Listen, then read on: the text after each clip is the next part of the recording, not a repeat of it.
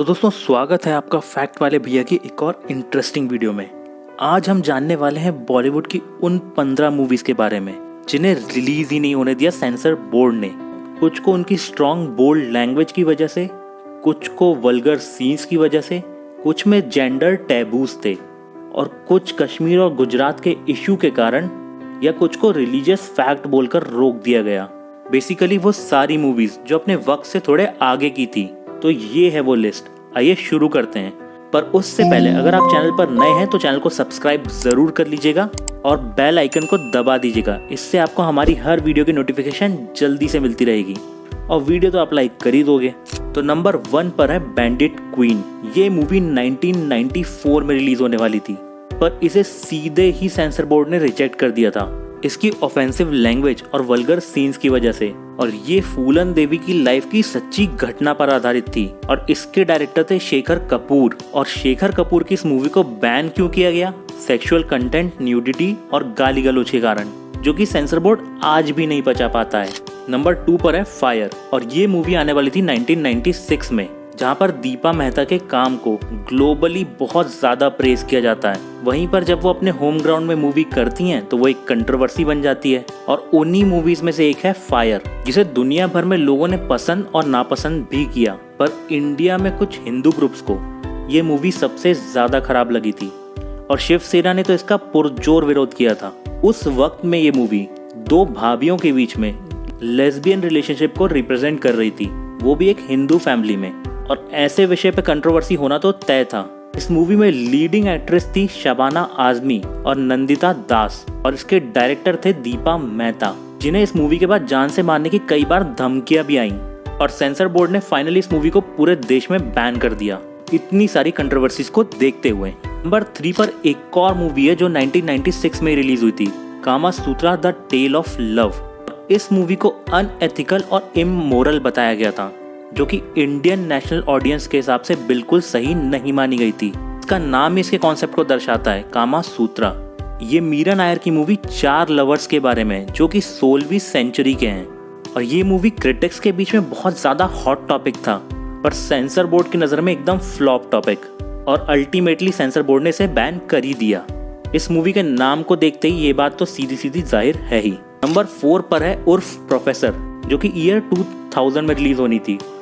पंकज आडवाणी की ये मूवी मनोज पावा, अंतरा माली और शर्मन जोशी जैसी बहुत ही स्ट्रॉन्ग स्टारकास्ट के साथ आने वाली थी।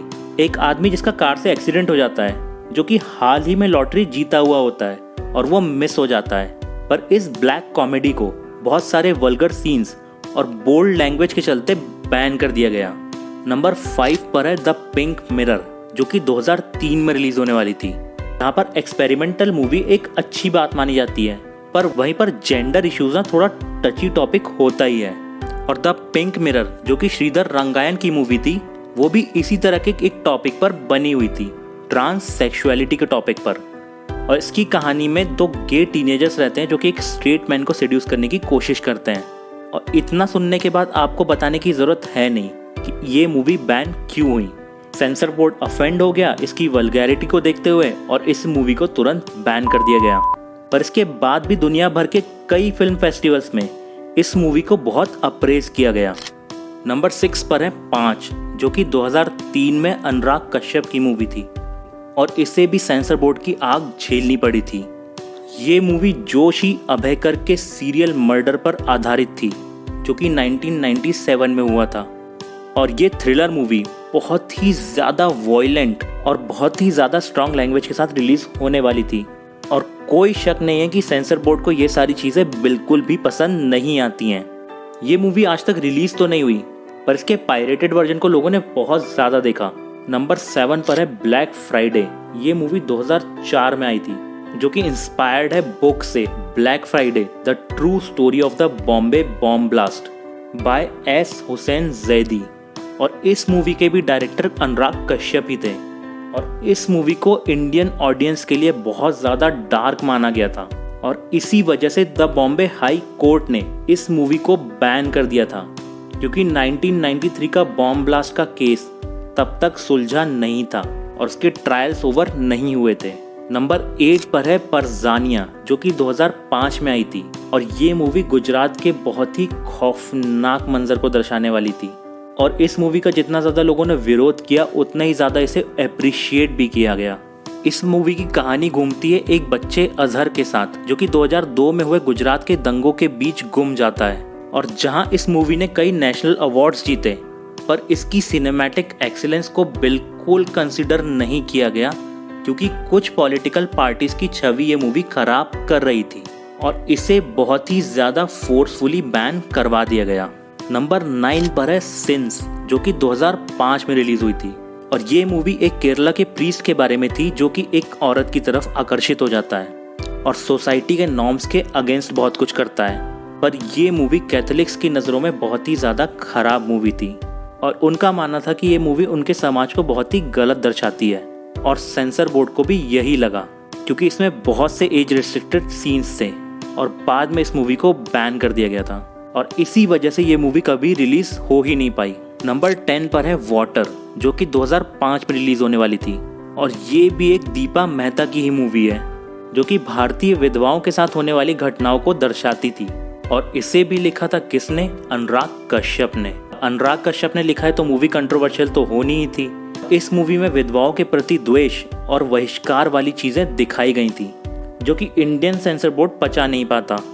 पर इस मूवी को लेकर बहुत ज़्यादा प्रोटेस्ट हुआ और इवन 2000 लोगों ने मिलकर इसके सेट को जला भी दिया था। पर बाद में 2007 में ये मूवी अकेडमी अवार्ड के लिए नॉमिनेट भी हुई। शायद हो सकता है ये अपने वक्त से पहले की मूवी रही होगी और आज की ऑडियंस शायद इसे बहुत अप्रिशिएट करे। नंबर 11 पर है फिराक, जो कि 2008 में रिलीज हुई थी और ये मूवी भी गुजरात दंगों पर ही आधारित थी और रिपोर्टेडली ये मूवी सच्ची घटना पर आधारित थी, जो कि गुजरात के दंगों के दौरान हुई होगी। और इस मूवी के लिए नंदिता दास को बहुत ज़्यादा क्रिटिसाइज किया गया था हिंदू मुस्लिम्स के सेंटिमेंट्स को हर्ट करने की वजह से और अल्टीमेटली ये मूवी बैन कर दी गई थी। पर कुछ कट्स के बाद इस मूवी को बाद में रिलीज कर दिया गया और आपको सुनकर ताजुब होगा कि ऑडियंस को और क्रिटिक्स को ये मूवी बाद में बहुत ज़्यादा पसंद आई थी। नंबर 12 पर वो मूवी है जिसका नाम तो मैं नहीं ले सकता, ये 2010 की मूवी थी और ये एक बंगाली मूवी थी। इसका नाम आपको स्क्रीन पर दिख रहा होगा, जो कि रैप म्यूजिक कल्चर के अराउंड में घूमती थी और ये ब्लैक एंड वाइट फॉर्मेट वाली मूवी थी और इसको बैन कर दिया गया इसके बहुत ही ज़्यादा बोल्ड सीन्स की वजह से। नंबर 13 पर है इंशाअल्लाह फुटबॉल, जो कि 2010 की मूवी है और ये एक डॉक्यूमेंट्री थी एक कश्मीरी लड़के के बारे में, जो कि फुटबॉल खेलकर अब्रॉड जाना चाहता था और इंटरनेशनल फुटबॉलर बनना चाहता था।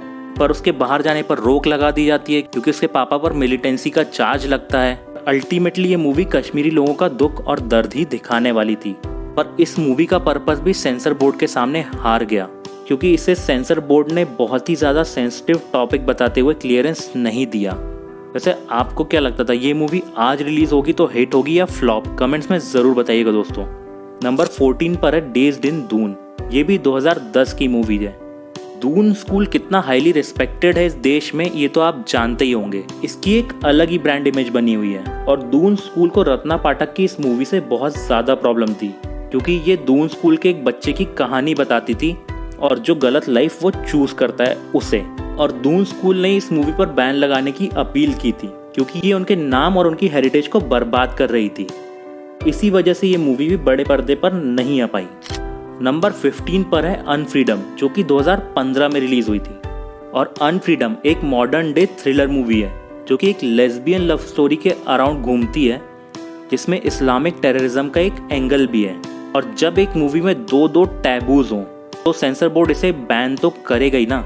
और मूवी पे इल्ज़ाम लगाया गया इग्नाइटिंग अननेचुरल पैशंस का, यानी कि अप्राकृतिक चीज़ों को बढ़ावा देने की कोशिश का, और इसी वजह से इसके रिलीज पर रोक लगा दी गई।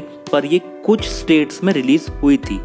तो दोस्तों ये थी वो 15 मूवीज जिन्हें भारतीय सेंसर बोर्ड ने बैन कर दिया था। आप इसमें से कौन कौन सी मूवीज देखना चाहेंगे हमें कमेंट सेक्शन में जरूर बताइएगा। मिलते हैं अगली किसी इंटरेस्टिंग वीडियो में, तब तक के लिए खुश रहिए, मजे कीजिए। Thank you for listening, bye bye.